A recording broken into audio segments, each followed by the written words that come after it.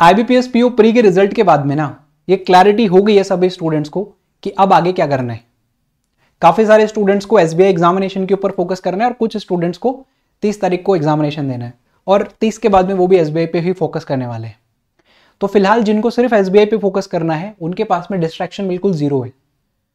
उन्हें किसी और एग्जामिनेशन के बारे में सोचना नहीं है फिलहाल। उनको बस ये करना है कि एसबीआई एग्जामिनेशन में मैं अपनी परफॉर्मेंस को कैसे एनहेंस कर सकता हूँ। पिछले एग्जामिनेशंस जो हुए हैं मेरे, उन सब एक्सपीरियंस, पूरा का पूरा एक्सपीरियंस उठाना है और एसबीआई क्लर्क में डालना है, एसबीआई पीओ में आपको डालना है। एक चैलेंज मैं आप सभी को करने वाला हूं, जिस चैलेंज को आपको कंप्लीट करना होगा आने वाले कुछ समय में।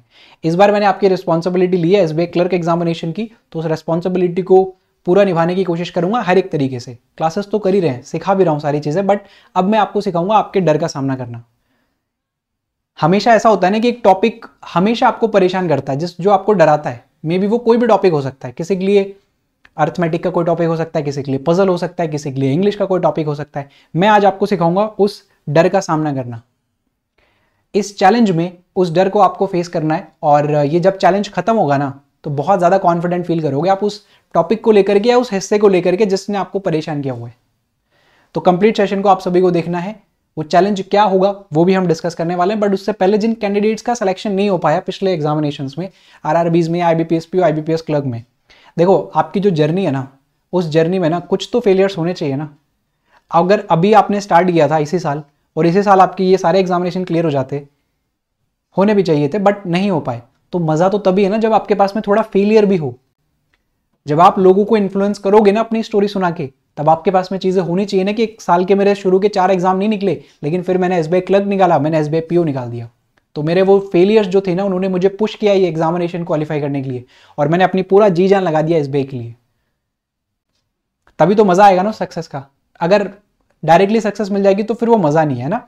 और जब इतने चैलेंजेस, इतने फेलियर्स देखने के बाद में सक्सेस मिलेगी तो आप बोल पाओगे कि मुझे ना थाली में परोस के नहीं मिली है सक्सेस, मैंने खुद अचीव की है, मेरे खुद की मेहनत है, मैंने उस डर का सामना किया, मैंने सारे फेलियर्स का सामना किया, सारा एक्सपीरियंस जो है वो एसबीआई क्लर्क में झोंक दिया, तब जाके मुझे ये जॉब मिली है। तो बस आपको कुछ नहीं करना है, आपको SBI clerk examination, SBI PO पे फोकस करना है। सारे के सारे जो फेलियर्स हैं वो इस जर्नी का पार्ट है, पार्ट ऑफ दिस जर्नी। उसको थोड़ा सा साइड में रखते हैं, उन इमोशन से बाहर आ जाते हैं। लगभग 24 घंटे हो गए रिजल्ट आए हुए, अब आगे का जो प्लानिंग है ना उसके ऊपर काम करते हैं। रीजन पता होगा किस हिस्से में कमजोरी रह गई, बस उस कमजोरी के ऊपर काम करने की कोशिश करेंगे अब हम। तो मैं आपको चैलेंज बताता हूँ, चैलेंज क्या है आप सभी को कमेंट सेक्शन में मुझे बताना है। आप पार्टिसिपेट करने वाले हो कि नहीं करने वाले हो, है ना। सभी को पार्टिसिपेट करना है, चाहे वो एसबीआई पीओ को टारगेट कर रहे हो, चाहे क्लर्क को टारगेट कर रहे हो, बैंकिंग के किसी एग्जामिनेशन को आप टारगेट कर रहे हो। वो रुक के सीखने का समय है अब आपके पास में, है ना। ऐसा भागने वाला समय नहीं है अब आपके पास, ठहराव है। तो उस ठहराव को यूटिलाइज करो अच्छे से। जो समय आपको मिला है ना, जो गैप आपको मिला है, उस गैप को अच्छे से यूटिलाइज करना है। एक पेपर उठाइए फटाफट से, आपकी नोटबुक पे आप लिख सकते हो, आपके किसी पेपर में आप लिख सकते हो, रफ लिखोगे तो भी चलेगा, क्योंकि जैसे ही चैलेंज खत्म होगा वैसे ही वो रफ शीट, वो टॉपिक किसी काम का नहीं है जिसको आप नोट करने वाले हो, है ना। तो आप सभी को क्या करना है, क्वांट में अर्थमेटिक हमारा बहुत वीक है सर। एक टॉपिक ऐसा है जिसने हमें बहुत डराया हुआ है, एक टॉपिक ऐसा है जिसको हमने पढ़ने की कोशिश तो की लेकिन वो हमें समझ नहीं आया तो हमने नहीं पढ़ा। और रियल एग्जामिनेशन में जब सवाल आते हैं तो हम हमेशा ही ऐसा ना कंफर्टेबल फील नहीं करते उसके साथ में।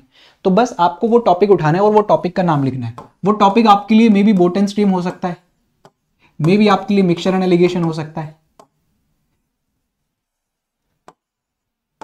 मे बी वो आपके लिए टाइम एंड वर्क हो सकता है, कोई भी टॉपिक हो सकता है। वो आपके लिए प्रोबेबिलिटी हो सकता है, वो आपके लिए प्रॉफिट एंड लॉस हो सकता है, कोई भी टॉपिक 10-12 में से कोई भी एक टॉपिक उठाना है, ज्यादा नहीं।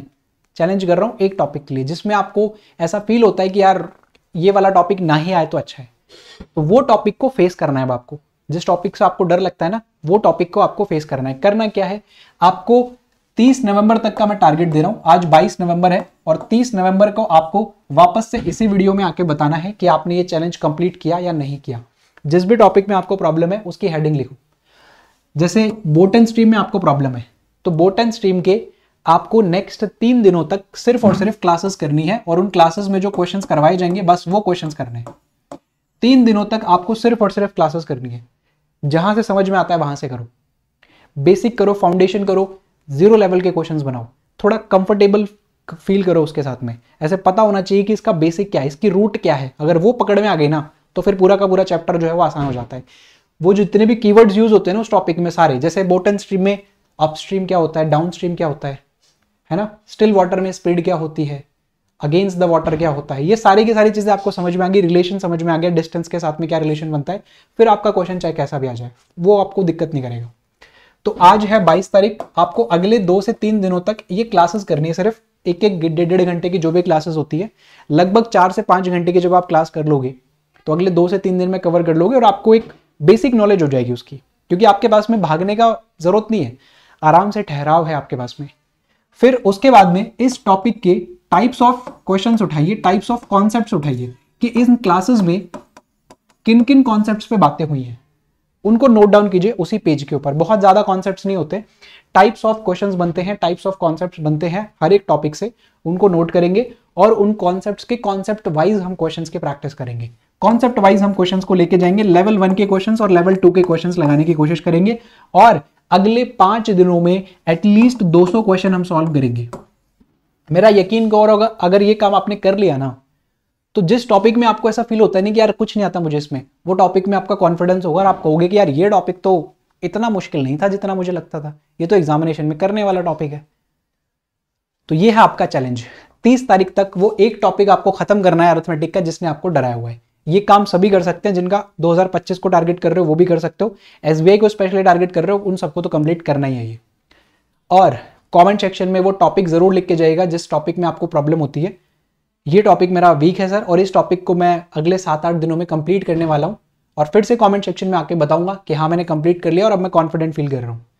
ये तो वो चैलेंज हो गया, इसके पैरेलल जो आपकी तैयारी चल रही है वो तैयारी चलती रहेगी, उसको नहीं रोकना है, इस बात का आपको ध्यान रखना है।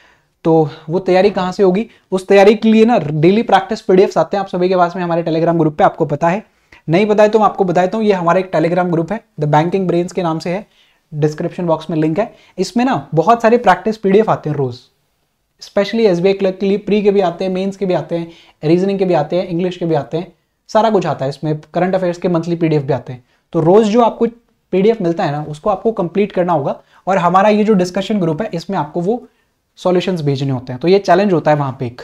तो पैरेलली आप इसकी तैयारी कर सकते हो, जो प्रैक्टिस आपको चाहिए ना रेगुलर वो आप यहां से कर सकते हो, उसके लिए भी आपको कंटेंट ढूंढने की जरूरत नहीं है।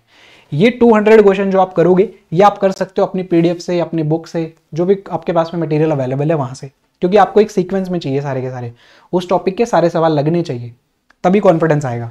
और अगर आपको क्लासेस भी करनी है, एसबीआई क्लर्क को टारगेट कर रहे हो स्पेशली, तो ये हमारा चैनल है, इस चैनल के ऊपर एक प्लेलिस्ट आपको मिलेगी, इस प्लेलिस्ट पे आपको क्लिक कर देना है बस। ये जो प्लेलिस्ट है एसबीआई क्लर्क 2024 के नाम से है, इसमें सारी की सारी क्लासेस है, पिछले 5 साल के पेपर टॉपिक वाइज सारे के सारे मैंने करवा दिए। इसमें मेंस का अरिथमेटिक बचा है, वो अभी आने वाले समय पे आपका कंप्लीट हो जाएगा। और एक और चीज, कल आपकी एक और क्लास होने वाली है लाइव सेक्शन में, अगर हम जाते हैं तो कल आपकी एक आईबीपीएस पीओ मेंस के लिए क्लास होने वाली है, वो क्लास को मिस मत कीजिएगा। एसबीआई क्लर्क एग्जामिनेशन में भी आपकी हेल्प करेगी, चुने हुए 25 सवाल डिस्कस करने वाले हैं, बहुत अच्छे 25 क्वेश्चन होंगे, है ना, रियल एग्जामिनेशन के ऊपर बेस्ड होते हैं हमारे सारे के सारे सेशंस, आप सभी को पता है। तो ये सेशन को आपको मिस नहीं करना है, कल दोपहर को 12 बजे इसको कंप्लीट करने वाले हैं। So all the very best. बताओ मुझे कमेंट सेक्शन में चैलेंज एक्सेप्टेड है आपको, चैलेंज एक्सेप्ट करते हो? वो टॉपिक, वो हिस्सा जो हमें बहुत डराता है उसको फेस करेंगे अगले 7-8 दिनों में, 30 तारीख तक कंप्लीट कर दो, आपको पता चल जाएगा।